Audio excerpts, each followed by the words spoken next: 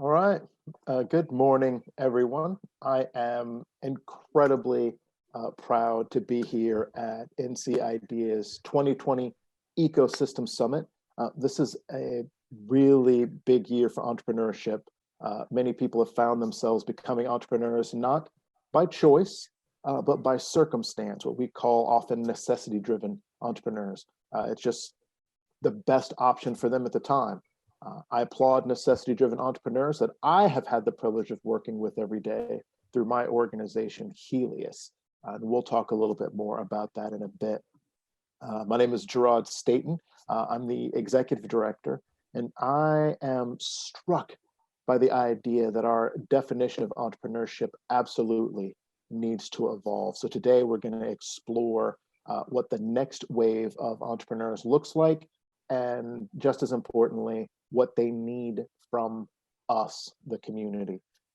Joining me today is Tom Hall, who's the executive director of the Thomas Family Center for Entrepreneurship and Incubator, and then Nikki Vasquez, who is the founder of Viver.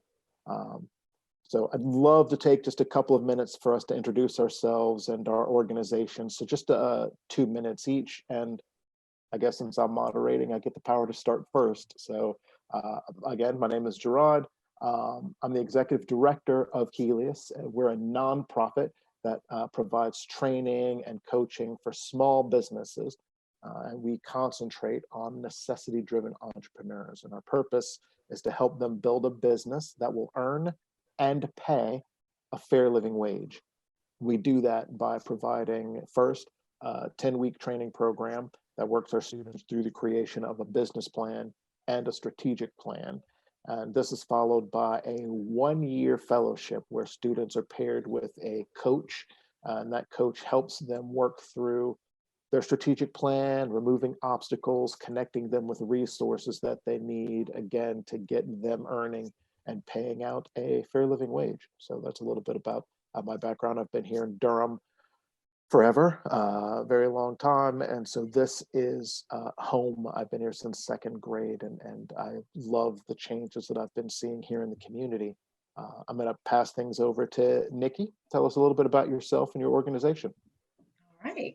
Well, good morning, everybody. I am Nikki Vasquez. I founded Viver. And when I founded the company, I wanted to do multiple things. I wanted to address a lot of pain points women had when it came to their handbags. I think oftentimes when women find handbags, it's focused on the design, but lack on the functionality and versatility of it. So I wanted to kind of marry everything together, addressing certain pain points, providing enough pockets for our organization, key ring finders, a top zipper pocket so that your bag doesn't, when it tips over, all your contents doesn't fall out in your car. I think a lot of women can relate to that. At the same time, I wanted the company to be an impact company, meaning we are contributing to the local community in terms of social and environmental causes. So, with our company, we do try to support local nonprofits such as Operation Pretty Things, which helps women actually across the state and also in Georgia, all the way up to New York, piece their life together after being victims of domestic violence and sexual assault. The other organization we try to support is Karen Beasley Sea Turtle Foundation, really helping rehabilitate sea turtles and get them back out into the wild. So that was the purpose when I created that business. I wanted to address pain points women have when it came to accessories. I love handbags. There's a lot of women that could probably relate to me on that. And at the same time, being able to have a positive impact in the local community.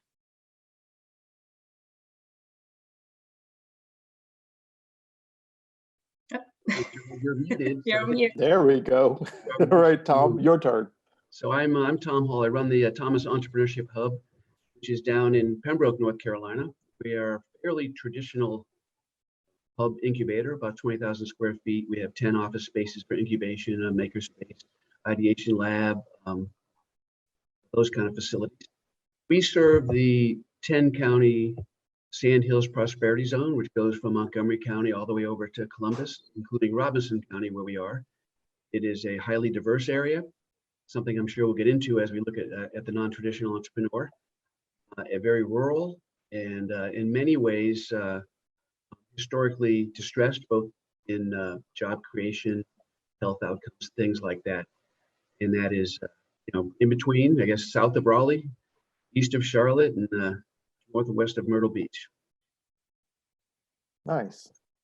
So we're going to jump right in, but I just want everyone to know that you are able to add questions directly into the Q&A section, and we'll try to get to as many of them as possible. I've got plenty of things to get us started. We have been talking about this topic for the last couple of days, just the three of us. So we know we can talk about this for hours and hours. So I'm going to try to make sure that as many of your questions get answered as possible. But I say we start with the big question.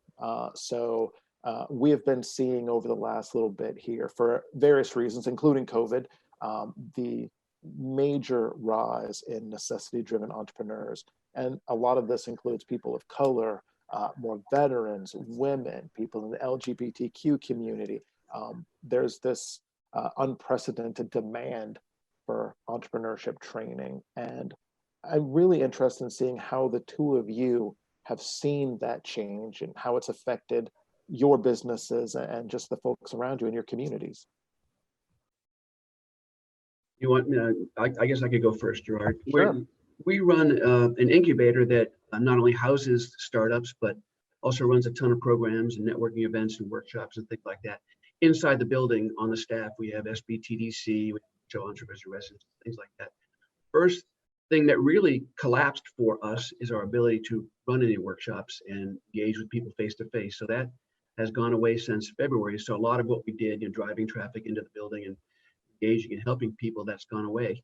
We do a lot of it virtually, but I think we'll all agree that that's not the same. We had a full incubator, 10 startups. Almost immediately, 5 of them went away. There is no question. I think I've seen data that said 40% or so of these startups have gone away in the pandemic. We're about there, about 50% went away in our incubator. But surprisingly, as you said, Gerard, through necessity, we replaced them fairly quickly with people that want to start businesses. So we are now filled back up again.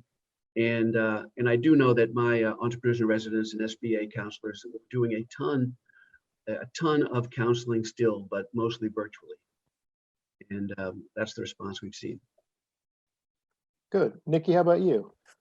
Well, I know when COVID hit, we, like with any other businesses, took a hit, right? I think pre-COVID, we were in about 17 boutiques, and obviously a lot of boutiques shut down, orders stopped. And I even, reached out to a couple of other entrepreneurs that I knew and see how it's affecting them. And really, we started learning from each other on, how to pivot. If anything, I think for me, what I did, I think pre-COVID, my business was 50% wholesale, 50% direct to consumer. I then had to pivot and just focus directly on direct to consumers, how to, modify my website to, increase conversions and really, drive traffic. So there was a huge focus, on that and doing a lot of implementation. There was a lot of outreach to, people that I knew within my own network and people I knew from, other networks I knew, like the Bunker Lab community, and just trying to pick ideas of other entrepreneurs and, try to learn from them and really make those changes to, try to, pick things back up, which it did. It picked, after trial and error, it did pick back up again. And I think, we're back to trending up. But I think that's what you have to do in terms, and I think tapping into your own network is a good way to do it. No, that's really good. One of the things that I'm hearing from both of you is that your need for, two things. One, it seems like there is this, as we talked about, a swell of new entrepreneurs coming in. And I'll have a question about what we're seeing from them. But the other thing that is interesting that wasn't one of our questions before was the flexibility that both of you have shown in moving, particularly with COVID and other things happening. And I'd love to hear a little more about that. We'll share a little bit as well that we have found pretty much the same thing, that a lot of our necessity-driven entrepreneurs that go through our program, not to say that they are on fire right now, though some of them are, but the ones who are doing really well, they were able to pivot and make changes relatively quickly. I'll share a little anecdote that we tell a lot of our people is that if you look out of your window one day and you see a zombie chasing your neighbor, the people who are going to survive are the people who say, oh, there's zombies out there now. Now I have to live in a world where there are zombies, and they adjust. The people who say, oh, maybe it's just one, maybe they'll go away, maybe someone else will take care of them, they will be bitten, right? And so that being able to change, particularly small businesses, really matters. How has flexibility been a big staple of what you guys have been doing and seeing? Well, I could jump on that one. The traditional sort of question everyone asks us is about capital and money, and that's kind of still true. And that landscape has changed quite a bit because credit scores and things like that have changed. So that's harder for people to get money.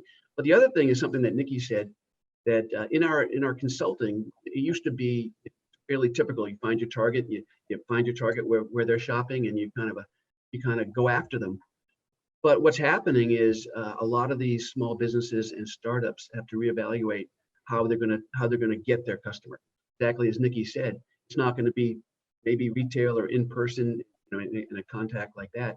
It's going to be online or something they have to figure out. So we've had to shift a lot of our consulting into that area, almost basic marketing, basic, marketing 101. Who's the target? How do you get them? And we spend a lot of time on that because that landscape has changed completely during this pandemic. Yeah, no, I definitely agree with you. I mean, you definitely have to pivot. I think being a small business, you have to be agile, especially in that startup phase. There's a lot of trial and error, see what works, see what doesn't work. And then if something works, run with it as much as you can. And then, and you also have to try to uncover, other avenues to make things work. And, with me, it was really reaching out to other entrepreneurs, learning from them. Actually, I even enrolled in a course, just getting back to basics to e-commerce and really just refreshing myself on that, because I think one of the things I've learned in training in the Marine Corps is sometimes you just have to get back to the basics and really build back up on that. And so that's what I did, and just kind of refreshing and kind of really going through this and, re-looking at new target audiences too, and really driving that. And so that is what has helped me. Nice. One of the things we've been seeing with this big influx of entrepreneurs is the change in them. Now, we're all talking about slightly different areas here in North Carolina, and we're also talking about some different demographics, and I'm curious as to whether you've seen the same thing. So for us, and this is the question that I wanted to get back to, we are seeing a big difference in the types of people that are considering themselves business people. A few years ago, I could have a 30-minute conversation about small business and entrepreneurship, and the person I'm speaking with would refer me to someone they know who started a business and someone that we could help. And it might take that full 30 minutes before I realized that they also had a small business. They just never considered themselves business people. When we start to talk to folks like that, we see that most of the businesses are wanting to start a full-time thing. This is where they want to make their primary income. Since COVID and the pandemic has hit, we're starting to see that there are a lot more people who are embracing entrepreneurship, but have no desire to become full-time entrepreneurs, that they want to do 10, 20, sometimes 30 hours a week with a business that they want.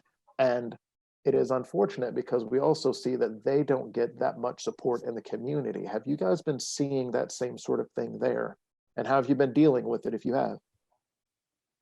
Well, I mean, I can hop on that. I mean, I'm what I think Todd Connor from Marker Labs will call a third shift entrepreneur. So I still work a full-time job because, one, I'm funding my own business. I don't have investors, and usually going to an investor about a handbag, most of them are not going to really understand it, to be quite frank, especially, when it comes to the fashion industry. A lot of them are looking for the next big tech thing for the most part. And so, and I have a family, I have a child at home. So it's it's still a full-time thing. In the sense you kind of have a, it's never ending. So, I put in time before work, during my lunch break, after work, weekends, and I'm lucky I have a supportive husband that allows me to do that. And it is possible, but you have to build in habits to really be consistent in making that grow. And I've spoken with other entrepreneurs that started off the same way as me, and they did the same thing. Just set up a routine, 5 a.m., work on the business for a little bit, go to work, lunch break, work on their business for a little bit. When kids go to bed, work on their business for about, a couple of hours or two, and then repeat. And then obviously weekends as well. That's when you can tackle more like larger projects. And then they got to the point where their business started earning more money than what they did at work, and then that's when they exited. So it is possible, and especially if you're self-funding like me, you make it work. Yeah, nice. Yeah, so it's interesting down here. Even well before the pandemic, we noticed that almost everyone has a side gig. I mean, almost everybody is doing something on the side, which I don't know if it's cultural down here or just we're getting to know the business better. But the other thing they are is very secretive about it. So in our counseling and consulting, the trust has to be built up before they fully tell us what their side gig is. Where the transition happens for us is when we're consulting with them outside. And before the pandemic, we were averaging about 65 to 70 active people with startups coming in. And as I said before, 10 were in the incubator. And now we're down to maybe 10 or so, a lot less, and very few walk in. We have very, very little foot traffic. So we don't know if there's more side gigs. When they actually get in the incubator, because that's the only thing that they have to pay for, that's when they have to get serious. They have to pay rent, and they have to devote more time to developing the side gig, and we see them a lot more. So that's when the balance shifts. I always tell them, though, keep your day job for as long as possible, because startups don't have cash flow initially. They might think they do, but they don't have enough. So it's better to have that day job while you're working at night or whatever on the side gig. So that's our advice. Nice. Nikki, you were talking a little bit about like the habits that you form. And of course, I know that Tom as well, Helios, has been hosting the Ice House Entrepreneurial Mindset training. And this is really talking about that mindset. And just for people who are unaware of the program itself, it's really, I know Tom Rue talked a little bit about it yesterday. It is this idea that changing the way you think, which we all know, right? This is really common knowledge. Changing the way you think really changes the way that you start to act. And the entrepreneurial mindset is not necessarily just about creating a business. It is just this way of problem solving and even this way of seeing the world. And many organizations have gone through the program without the desire to start a business, and still the benefits are massive for them. But again, it comes down to that change in mindset. And Nikki, you talking about the habits that you formed and the way that you do that. If you could talk a little bit more, if you and Tom as well, about how you formed that mindset. Did you have it already? Do you feel like it's one of those things that if I want to start a business, but I just haven't done it yet, can I learn how to do it? Yeah, I think so. One, just getting back into, forming the habits, oftentimes you find, I look at successful entrepreneurs and look at the trends that they have. There's a lot of research and studies showing that a lot of them stick to a certain type of schedule, right? They get up at this time, they kind of have the same thing. They do X, Y, and Z. And one of the things they always do is they make some time for themselves, whether it's working out or whatnot, before kicking off the day. And I think a good example of this, one of the articles I read was Mark Cuban, right? Wakes up, he has the same breakfast, he carves some time out for himself to work out. And what I found is, working out helps my mentally be a little bit more clear in my decision making, right? You have more energy, for the day. And then just crafting that steady habit. It takes time. I think it says it takes 45 days to build a habit. I think consistency is key, keeping yourself accountable to hitting those habits. is what helps. And that's what helped me. I think it's just doing research. What has made these people successful? When I wanted to start my business, and even increasing my performance at work, those are just some of the things I researched. And that's one of the things that, it clicked for me. And, it brings it back when you were in the military, you always had these everything was kind of like regimented. So you're kind of regimenting your life in a sense to what works for you and makes it more streamlined.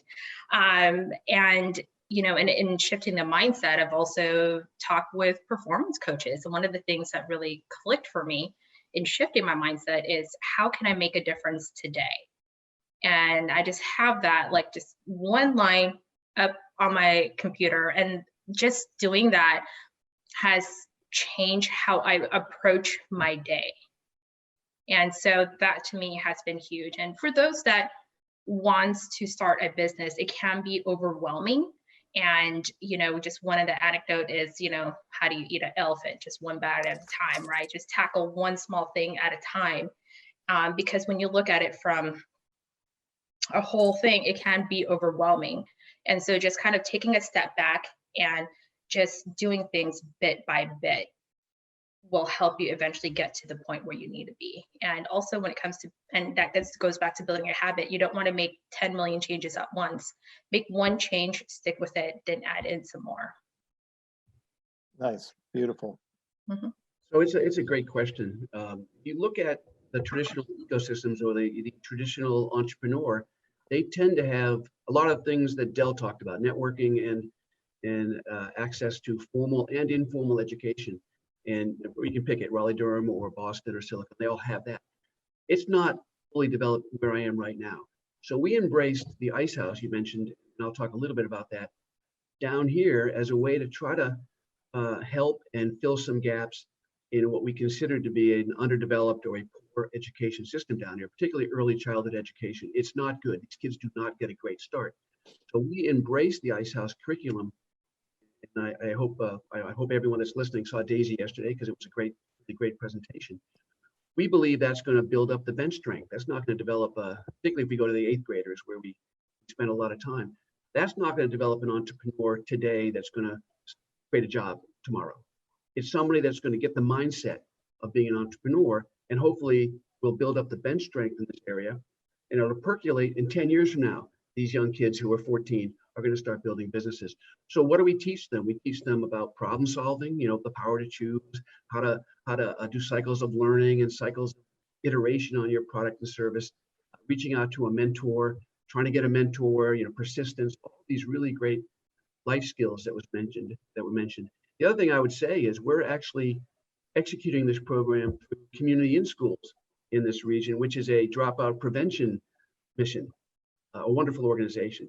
So we believe that kind of entrepreneurial mindset will not only build the bench strength, as I said, but keep kids in school, because they'll have the skills to like school better, stay in school, and then graduate. Nice. We have a few questions that have come in, so let's kind of talk through some of them. This first one we've already talked through a little bit. This is from someone I know, Shamika Ebony. Hello, Shamika. And so they run blackgirlmagic.market, great organization. And they've done some pivoting into virtual engagement and support. And their question is, how have we pivoted to provide services during the pandemic? And I know both of you are working with other entrepreneurs. So what have you had to change? And Tom, you talked a little bit about the drop in your classes, but what specifically have you guys done to increase and re-engage people? Yeah, it's interesting. We didn't do anything for 3 or 4 months. We just stayed home, and then we realized that this thing was lasting longer, so we better get on to developing virtual programming. So we started that in the last 2 or 3 months.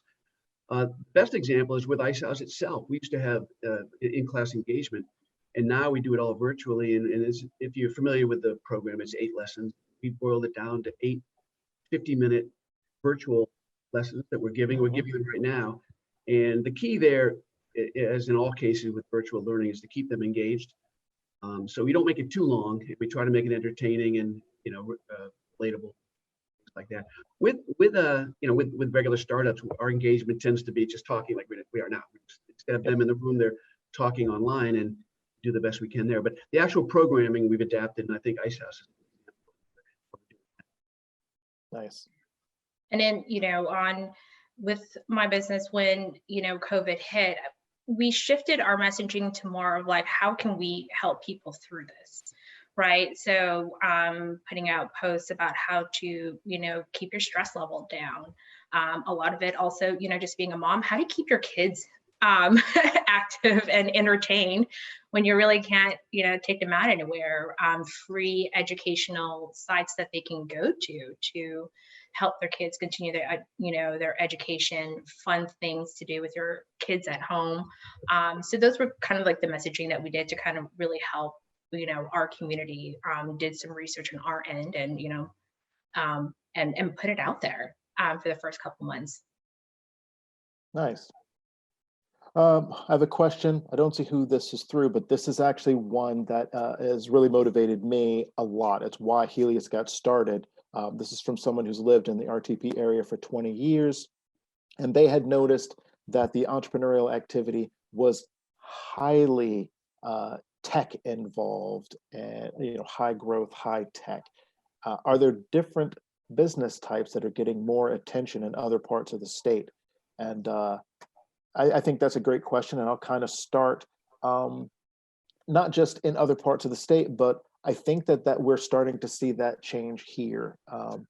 Sort of as a self-branding. That's one of the reasons that Helius got started. The high tech, high businesses or high growth is really important for an area, but we believe that one business coming in and creating 2,000 jobs is not as good as 100 businesses coming in and hiring 10 people. They are going to be specialized and they're going to need less retraining. The other big benefit is that people hire people like themselves. If I am justice involved, I understand and I'm more willing to hire more justice involved people. If I'm a single parent, I get the struggle of being a single parent. So this doesn't become something that seems like a big barrier to me. I get it, and I'm more likely to hire single parents, more people from my community, things like that. So I think that to who asked that question, I think you're right. There is a lot of emphasis here, but I think it's changing. I think us, NC Idea, is seeing that makes a difference, and they are supporting a ton of those small businesses. And so I think more organizations are starting to do that. Now, in your areas, are you seeing that same thing? And then that might be depending on how long this answer is, that might be the last question we've got. Yeah, we definitely see that. No, it's more fun and exciting to swing for the fences and look for just high growth tech-based companies, and that's the cover of some magazine. But that is not this area. So we have to reflect where we are, and where we are tends to be agriculture, maybe the continuum between ag up to food service in that area. That lends itself to a lot of what you call Main Street businesses. We deal a lot with companies that are coming in and doing businesses that are going to employ 10 or 15. We like those too, and we're still hoping to swing for the fences and get some technology-based high growth companies. So from a strategic standpoint, we try to balance it 2/3 Main Street and 1/3 try to really invest and find those technologies still in ag tech in that area that can really jump and make a huge difference as a single entity for super high job growth. Nice. I think, where I'm at, there is still a lot of huge emphasis in terms of tech-focused businesses, but I have seen, product-based businesses slowly rising and making a large impact. I think a perfect example is one based off of Rayford, Southern Elegance Company has been doing some really great strides. She is a local micro manufacturer there, and so making the candles, and now it's in Macy's, and so it's been making some great strides. So I do see the rise of local product-based businesses, but I think from my perspective, I still see a lot of very tech-heavy businesses as well. Nice. Great. Perfect timing. So just as a quick wrap up, I know that our audience is made up of both entrepreneurs, people who are doing support for them. I know we're right at time, but I think it's also really important to just quickly talk about how we can help entrepreneurs and how listeners can help. So if you've got like a quick sentence or two for ways that people can not only get involved with your organization, but if they see other entrepreneurs out there, what they can do about it. All right, so I'll start off with me. I attend a lot of networking events, whether it is network for entrepreneurs out here in Wilmington, or even Bunker Labs, which is a veteran nonprofit. It supports veteran entrepreneurs in getting their businesses up and running. So really networking with them, I think more than anything, sharing ideas with one another and sharing best practices is the best way to help one another in terms of scaling it, and scaling and growing.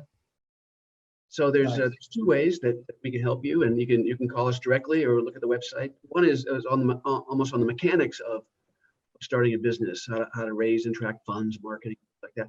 The second way that I think you can get involved is we are rolling out right now what we call SEEN, which is the Sandhills Entrepreneurship Engagement Network. You can go onto the site, which is seenstartups.com, and register or look for information and start networking, as Nikki said, networking among fellow startups, as well as all the entrepreneurship support organizations. Start getting out there and connecting. I think that's going to help a lot.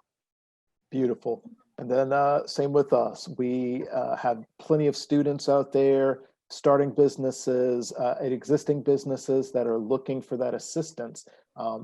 So many of us had this leg up. We can talk to parents who've started businesses, aunts and uncles who run departments, and a lot of our necessity-driven entrepreneurs have never had that. And so that access that a lot of people get to take for granted, they don't have. So Achilles in particular, much like Tom, we have a coaching and a mentoring circle where you can either work with a client directly, meet with them every month, but also we also are looking for people who have a specific set of skills that we can use. So if one of our clients is having a problem with finances, they can talk to you over coffee, quick phone call, things like that. So you can find us at www.heliosnc.org. But outside of us, just help and be patient. This isn't a place where you can just drop knowledge bombs and think that someone is going to be able to run out there and duplicate what you have done if you're an entrepreneur yourself. We're talking about people that have a lot of struggles sometimes, and their situation isn't the same. So offer advice, but also be patient and re-offer that advice as you need to, as often as you need to. So great. I want to thank NC IDEA for inviting us to speak on behalf of our non-traditional entrepreneurs here in North Carolina.